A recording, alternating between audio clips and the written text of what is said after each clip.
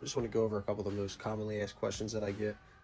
One of them being, how do we rinse off the bottom of the boat so we're not dripping salt water? It's a freshwater system that's controlled with a remote. I hit one button to turn it on and another to turn it back off. Just gets a quick rinse at the bottom of the boat and the forks, and that way we don't have salt water dripping onto the boats below it. Moving on, these are the hoses that go down our launch and haul docks, just so that all the customers can flush their motors out without actually having to get hauled out of the water. Now, if you want to go out back and get put on a work rack, that's fine too. This way it just moves things along a little bit easier for us while you're still in the water waiting to get hauled out. We do offer a service that you can have us go ahead and wash and flush the motors out for you, turn the battery switches off and cover it.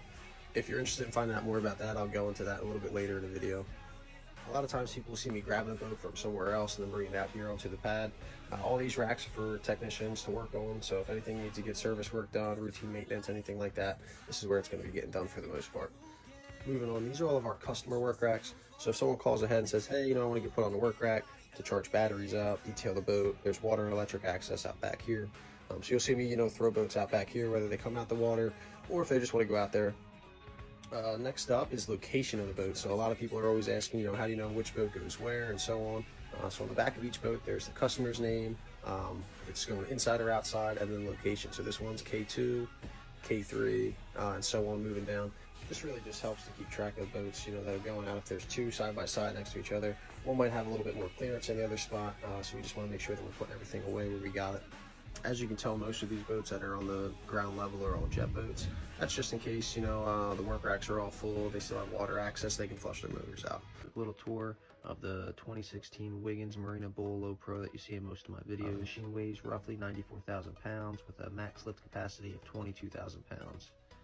When we go up top, you'll see the steering wheel attached to that. You got your shifter, forward, neutral, reverse. You got a clutch pedal, brake pedal, gas pedal.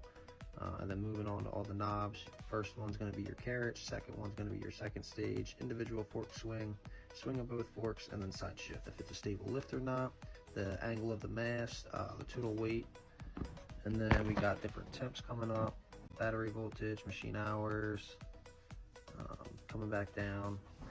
Go around the back side of it, you'll see there's a backup camera on the back of it. Here's a quick little comparison of what it actually looks like standing next to it. And then we got a bunch of lights. There's a light bar in the front, a light bar in the back, and then a whole bunch of pods going up the side. If you have any questions, feel free to ask.